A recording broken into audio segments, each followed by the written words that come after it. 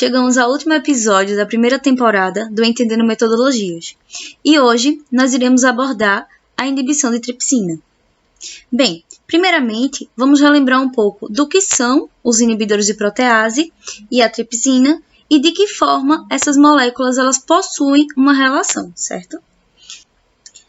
A tripsina é uma enzima produzida no pâncreas e ela é pertencente à família das serinoproteases, certo?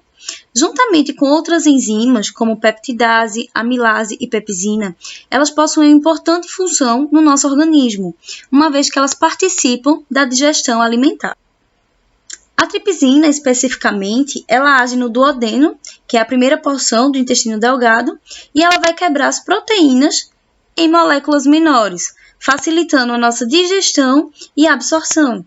Então, essa enzima ela vai agir principalmente em alimentos ricos em proteínas, como carne, feijão. Vale ressaltar que as tripsinas elas possuem uma especificidade por aminoácidos como arginina e lisina.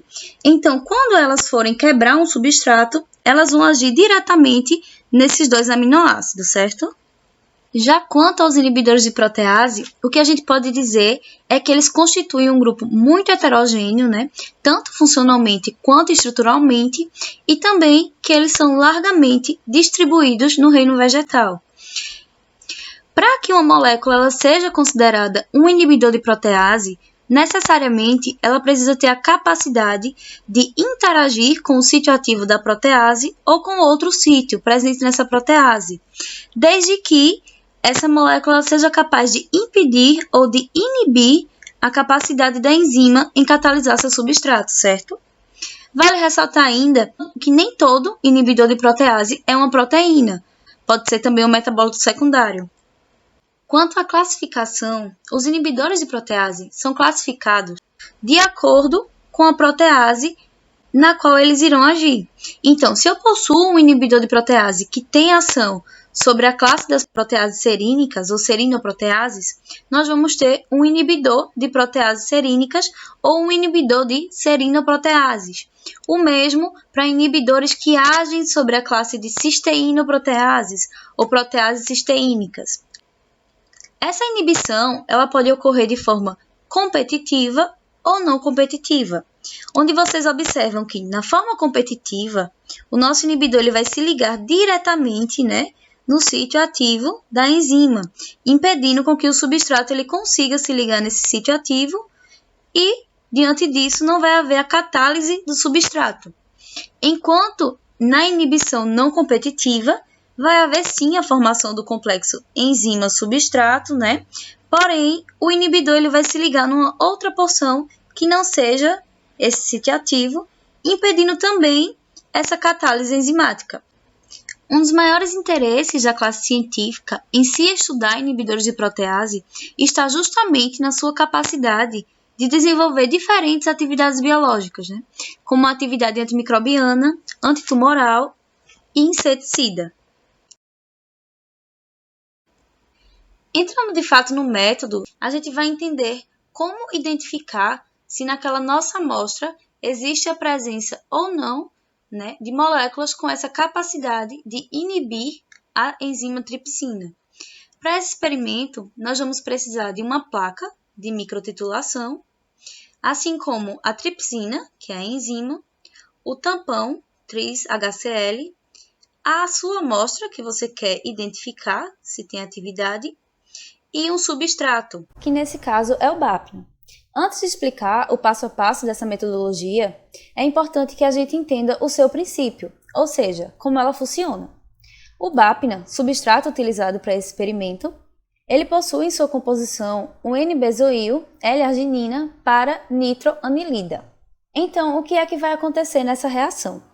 Eu comentei anteriormente que a tripsina ela tem a capacidade de clivar cadeias proteicas em regiões ricas em lisina e arginina. Sendo assim, quando sua função ela estiver preservada, a tripsina ela conseguirá hidrolisar o composto na região terminal da arginina, liberando assim um composto de cor para nitroanilina, que possui uma coloração amarela, lida no espectro de onda de 405 nanômetros. Entendendo como esse método funciona e sabendo quais os compostos necessários para sua realização, é a hora da gente fazer o desenho experimental. Esse é um momento muito importante porque, se feito de forma errada, podemos perder todo o nosso trabalho. O primeiro poço da placa ele vai corresponder a um branco, onde só teremos o tampão e a amostra. Aqui eu não coloquei os volumes, porque esse volume ele pode variar de acordo com o volume da amostra que você irá utilizar, desde que o volume final desse poço seja de 200 microlitros. Então, se meu branco ele é para a amostra que eu pipetei 10 microlitros, nós iremos adicionar 10 microlitros da amostra mais 190 do tampão. Se o meu branco for para a amostra de 20 microlitros, nós iremos adicionar 20 microlitros da amostra mais 180 do tampão, e assim, respectivamente, sempre respeitando esse volume final de 200 microlitros no poço. Para os demais poços, vocês observem que a gente adiciona um volume fixo, tanto do substrato quanto da enzima, de 5 microlitros. O segundo poço ele vai corresponder a atividade de 100% da enzima. Isso porque a gente não vai adicionar nenhum composto que possa interferir na sua atividade. Nesse caso, nós vamos adicionar 5 microlitros do substrato e 5 microlitros da enzima, completando o restante do volume com um tampão. Os demais poços, eles vão corresponder àqueles poços em que vocês vão incluir a amostra para que vocês avaliem se há ou não atividade inibitória de tripsina. Tendo em mente agora como funciona esse teste e como é que nós desenhamos o experimento, é a hora de iniciar o passo a passo da técnica.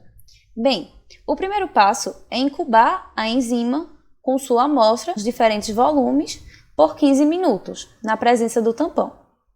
Após esses 15 minutos, nós iremos adicionar o substrato da enzima, que será o BAPNA, e aguardar mais 30 minutos. Após aguardar esses 30 minutos, nós vamos adicionar o ácido acético para parar a reação.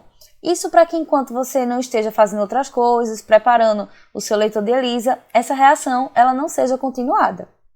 E por fim, nós faremos uma leitura dessa placa no leitor de ELISA a 405 nanômetros.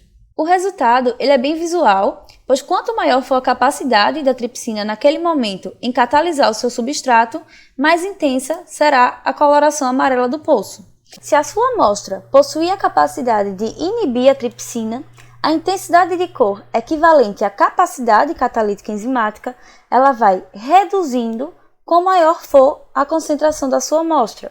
Sendo assim, nós temos os poços equivalentes à menor concentração até a maior concentração.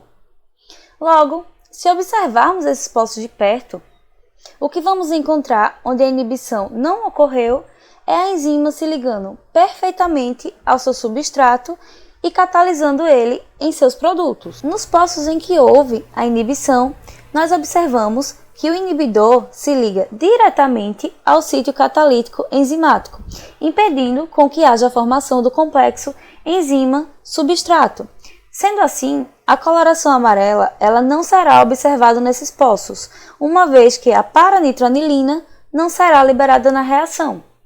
O último passo desse experimento seria então fazer o cálculo do resultado e expressar esses valores de forma numérica. Eu não vou fazer o cálculo para todos os volumes utilizados da amostra, certo? Então, eu escolhi utilizar a amostra de 30 microlitros.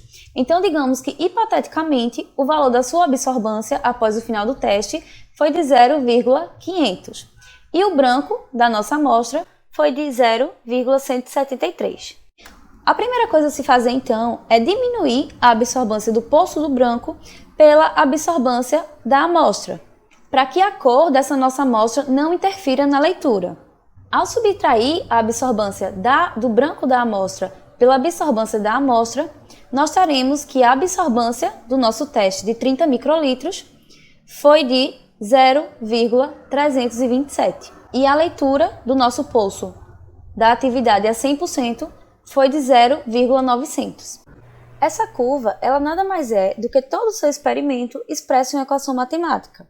Então aqui nós temos a absorvância 100% ou absorvância das amostras dividido pelo tempo de 30 minutos, multiplicado por 1000, multiplicado por 0,2, equivalente ao total do volume presente em cada poço, dividido por 8.800 vezes 0,005. Esse 8.800 ele corresponde ao coeficiente de extinção molar da paranitronilina e o 0,005 a quantidade de tripsina por miligramas presente em cada pulso. Sabendo disso, nós podemos incluir os valores da absorvância do nosso pulso nessa curva e fazer o nosso cálculo, descobrindo então qual foi a atividade da tripsina em cada pulso testado. Os valores obtidos anteriormente na curva vão ser utilizados para se definir o valor residual da atividade de tripsina. Após realizar essa regrinha de 3, nós vamos ver que no meu pulso com 30 microlitros de amostra, a atividade residual de tripsina é de 36,02%. Até agora, nós só falamos da atividade da tripsina em si, e não da inibição. A partir desse passo 3, nós iremos entrar, de fato, nos cálculos para inibição de tripsina. Com o valor da atividade residual da tripsina, eu posso agora calcular a inibição de tripsina também em porcentagem. Ou seja, se no cálculo anterior eu vi que meu pulso com 30 microlitros da minha amostra causou uma atividade residual de tripsina de 36,02%, de um total de 100%, eu sei que se eu subtrair esses 36,02% do total, eu terei o quanto que minha amostra foi capaz de inibir essa enzima. Ou seja, primeiro eu descobri no meu pulso, com 30 microlitros, quanto eu tinha de atividade residual de tripsina e tirei do total de 100%, me dando agora a inibição de tripsina. Se eu tenho 36,02% de atividade, eu terei 63,98% de inibição.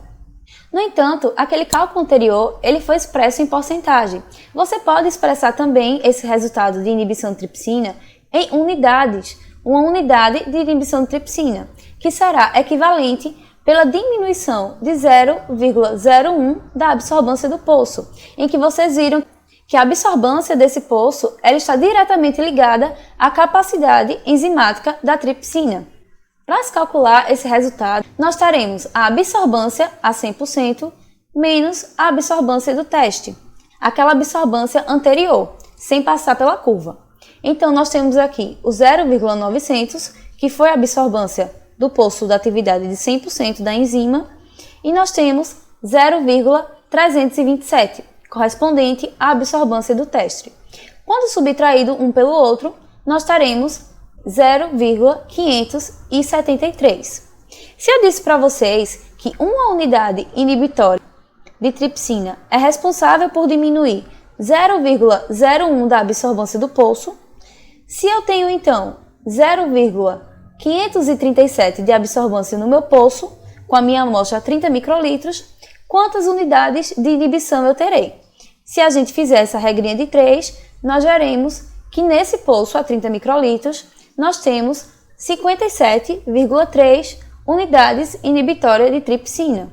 Então percebam que tudo depende de como é que você quer expressar esse seu resultado.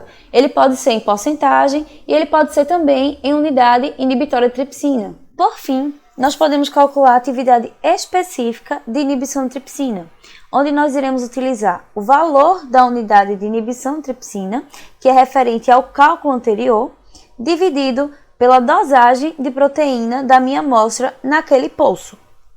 No entanto, a minha dosagem ela vai me dizer quantos miligramas de proteína eu tenho por ml. Só que para esse pulso a gente só usou 30 microlitros. Temos então que fazer uma regrinha de 3 para descobrir quanto de proteína eu tenho em cada pulso. Logo, se hipoteticamente a minha dosagem de proteína dessa amostra fosse de 0,200 mg por ml, eu faria o seguinte cálculo. Eu botaria aqui 0,200 mg está para 1000, porque 1 ml, quando convertido em microlitros, é equivalente a 1000. E X, que é o que eu quero descobrir, está para 30 microlitros, que foi a quantidade de amostra que eu usei para esse pulso. Ao realizar essa regrinha de 3, nós vamos ver que para esse pulso nós temos 0,006 mg de proteína. Então, a partir daí, nós podemos calcular a atividade específica de inibição de tripsina, dividindo 57,3, equivalente ao cálculo anterior, pela minha dosagem de proteínas no poço, o que me dará o resultado de uma atividade específica de inibição de tripsina de 9.550. Esse cálculo é muito importante para que a gente acompanhe o processo de purificação do nosso inibidor, pois você pode ter uma amostra como um extrato, que geralmente ele possui uma dosagem de proteína muito mais elevada, mas que apresente uma atividade específica de inibição de tripsina baixa, pois, por mais que essa dosagem de proteína ela seja alta, existem outras proteínas ali, além dos inibidores de protease. Então, pessoal, por hoje nós encerramos aqui. Eu espero que vocês tenham compreendido um pouco dessa metodologia e a gente se vê na próxima. Obrigada!